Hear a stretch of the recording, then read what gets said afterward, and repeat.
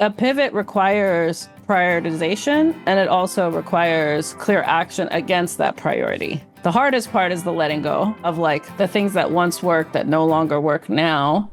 It's Kareen here, and what you're about to witness is one entrepreneur's journey on how they navigate a challenge or need support in an area of their business with me.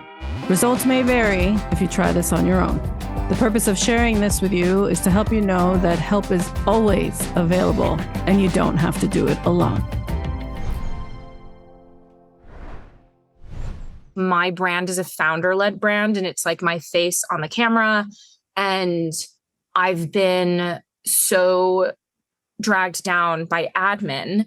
One of those admin things being letting my sister go after like an extremely toxic working environment. And,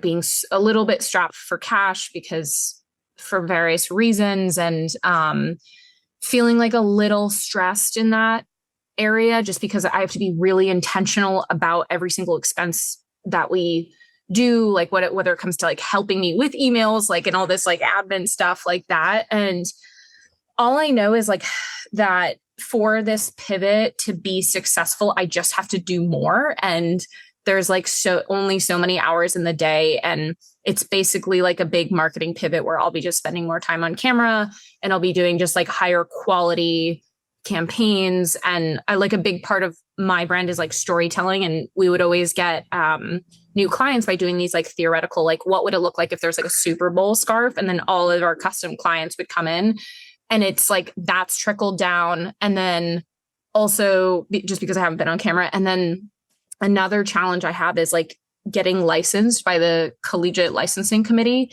which is, I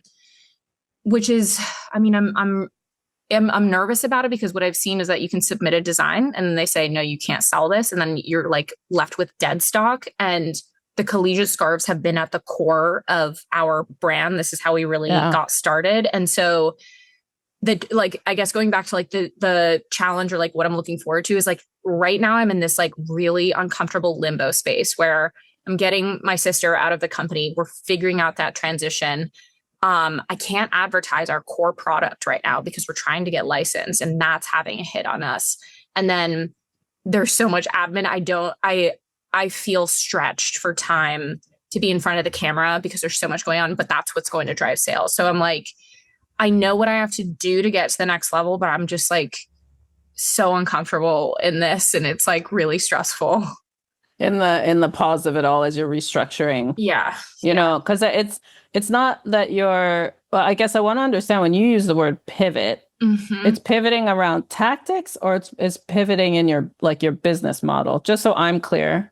It's pivoting in tactics. So like tactics. Yeah, exactly. Okay. Yeah. And then when you say that you are the face and you are the brand and that's what creates the attraction, what's the target that you want it to be that's different than that activity? Is that activity you still want to do, or you're trying to make it more brand awareness, the brand sells itself? Like, tell me a little bit about that part.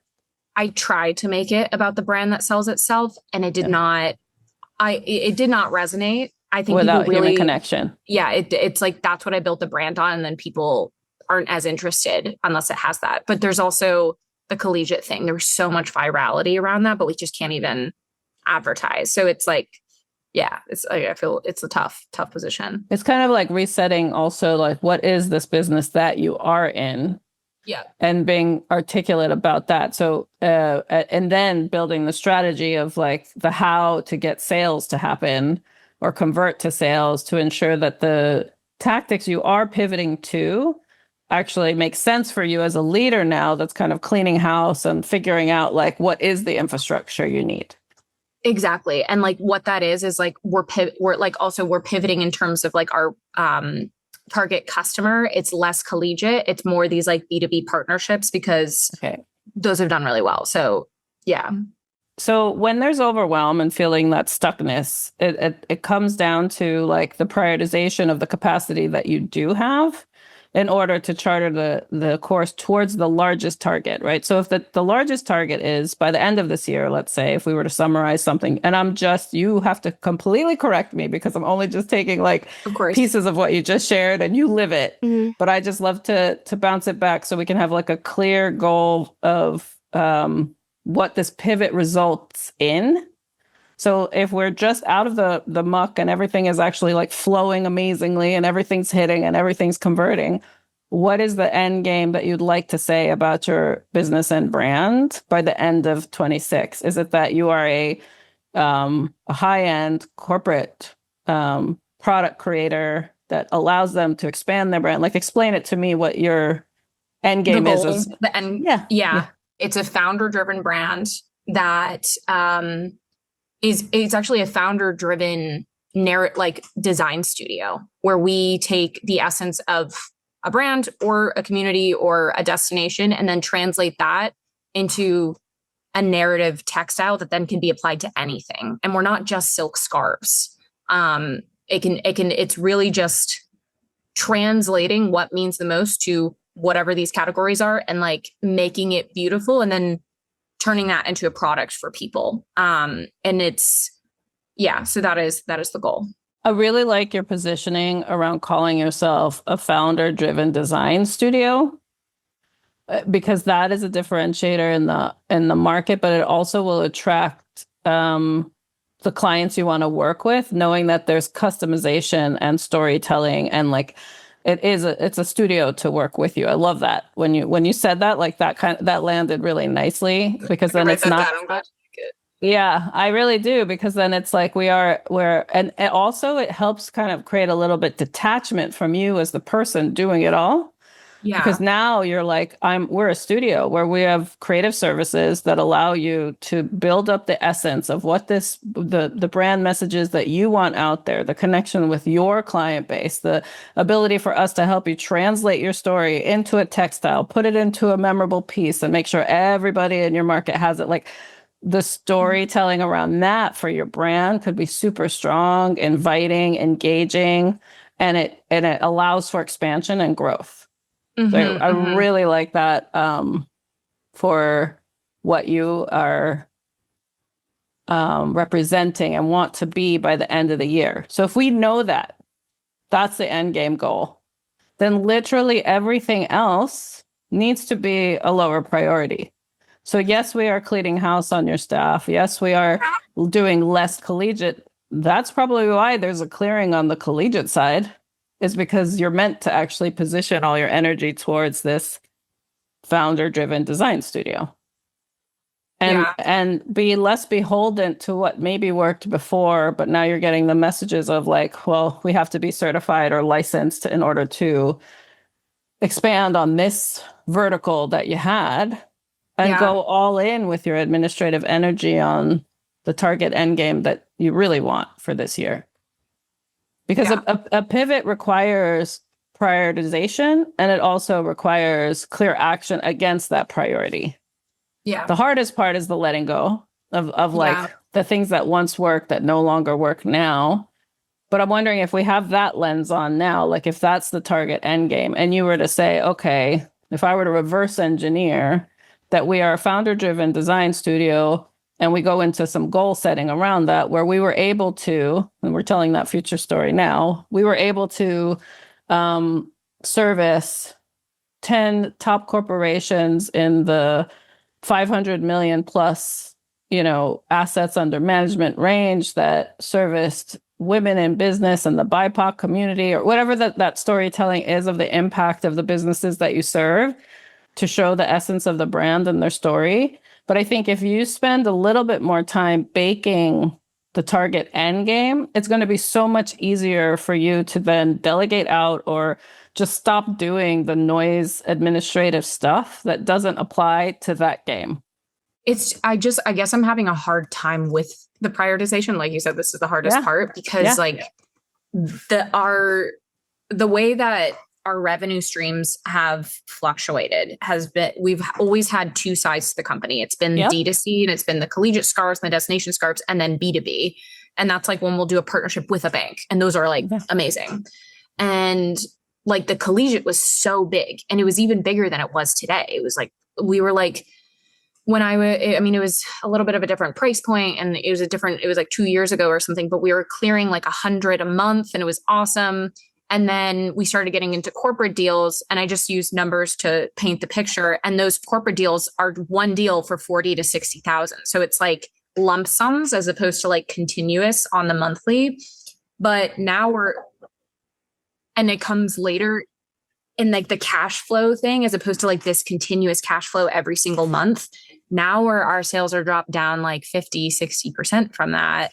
And it's because we can't like advertise our core product. And then but I'm like, we were there once. So like, I'm having a hard time letting that go, because I obviously know that like these lump sums are great because they're big, and we can make do with like the accounts payable timelines and stuff like that. Yeah, but the way you invoice your clients, you can adjust for cash injection. Yeah. But I get it. I get the comparison of one model felt like it was printing money for a certain period of time because it had a really good successful throughput. But now you have a catch on the actual product being distributed. Yes. Right. Yeah. So you can't print the money the same way. Yeah. But you had a model that worked. So where else? So if you want to leverage the D2C, what other recipients, ideal clients, marketplace could you mimic a similar business model for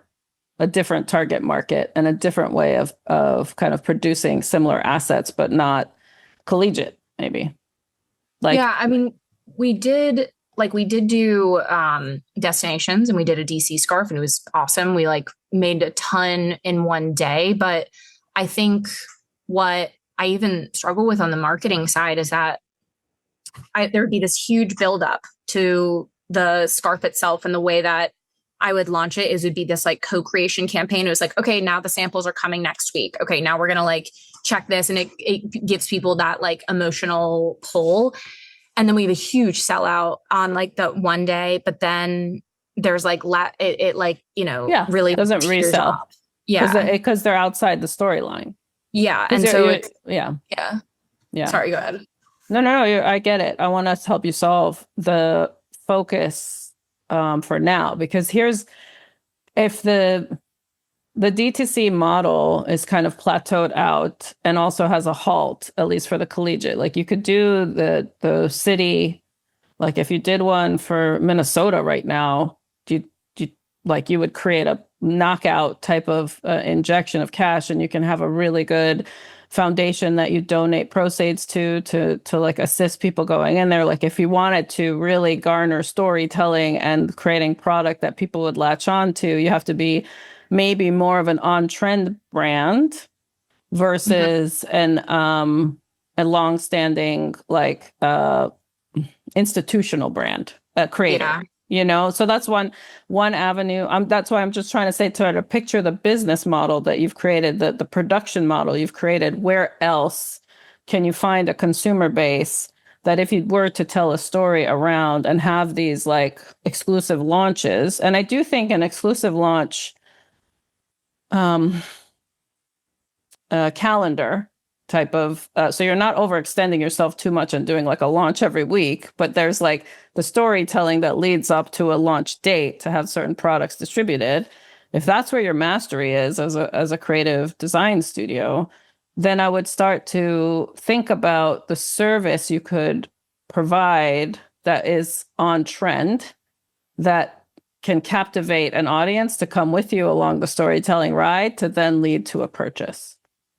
So if there's other areas you're passionate about, like it could be, I don't know, if there's certain give back models that you enjoy being a part of and making a difference for, that could be another way you create a client base that's direct to consumer, based on a cause, based on a mission, based on the news these days, if you're political in any way or whatever you want to do in that, right, while you are building out your corporate modeling. Right. Yeah. Just some ideas for you on thinking a little bit more in the how you create virility to purchase with the leverage of the business model and operational model you've already created. Just want to remind you that breakthroughs and strategies are here for you. You don't have to be isolated on your business building journey. If you'd like to have a chance to connect with me and let me be all up in your business, go to heykareen.com/connect and a team member will share how you can obtain the best support at this time. You always can have me in your pocket by leveraging my AI.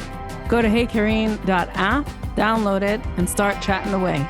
And of course, you know, I am always here, willing and ready to be the support you need. All you have to do is ask.